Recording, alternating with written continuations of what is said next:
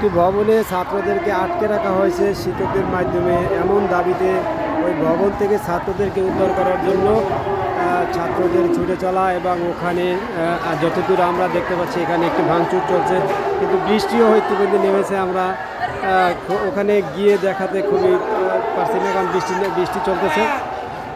ছাত্ররা তাদেরকে উদ্ধার করার জন্য ওখানে সবাই ছুটে গেছে, দেখা যাক কী হয়।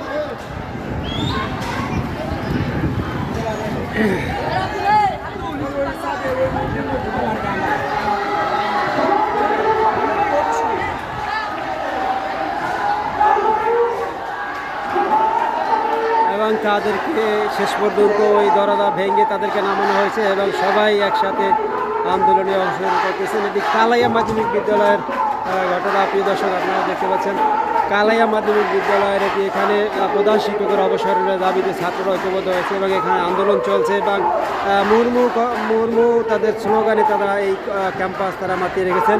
এবং ইতিমধ্যে এখান থেকে প্রধান শিক্ষক এখানে উপস্থিত হননি, অন্যান্য সকল শিক্ষক উপস্থিত হননি, কিছু শিক্ষক এখানে উপস্থিত হয়েছেন।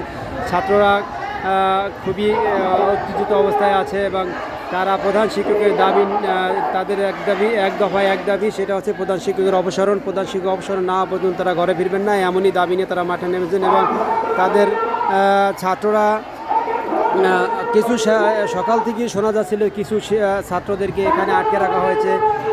আপনারা দেখানোর চেষ্টা করতেছি, বাইরে বৃষ্টি যে কারণে একটু দূর থেকে জুম করে দেখানো হচ্ছে আপনাদেরকে। এখানে সকাল থেকেই একটি প্রবাদ চালু ছিল। সকাল থেকে তাদেরকে প্রধান শিক্ষকের পক্ষ থেকে কিছু বিএনপি সমর্থিত কিংবা অন্যান্য সংগঠন সমর্থিত কিছু লোক ছাত্রদেরকে বাধা প্রদান করেছিল এবং সেই বাধা উপেক্ষা করে তারা বৃষ্টি এবং সেই বাধা অর্থাৎ সমস্ত বাধা উপেক্ষা করে তারা আজকে মাঠে জড়ো হয়েছেন। এখানে আমরা আপনাদেরকে ছাত্রদের একাংশ দেখাতে পারছি। আপনারা দেখেন প্রিয় দর্শক, এখানে ছাত্রদের একাংশ, এখানে এই যে দোতলা ভবনটি, এখানে ছাত্রদেরকে আটকে রাখা হয়েছে এমন অভিযোগে তারা ছাত্ররা এখানে ঢুকে এবং তাদেরকে দরজা ভেঙে উদ্ধার করেছে। এখন সমস্ত ছাত্ররাই মাঠে। এই মুহূর্তে প্রচণ্ড বৃষ্টি, আপনাদেরকে বৃষ্টি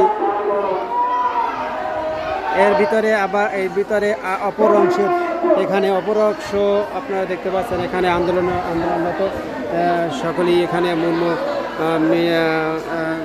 স্লোগানের মাধ্যমে তারা মুখরিত করেছেন। আমরা আপনাদেরকে পুরো অংশটুকু দেখাতে পারতেছি না, কারণ এই মুহূর্তে প্রচণ্ড বৃষ্টির কারণে আমরা আপনাদেরকে সব কিছু দেখাতে পারতেছি না। একটু পরে বৃষ্টি কমলে আবার আপনাদের সামনে ফিরে আসবো।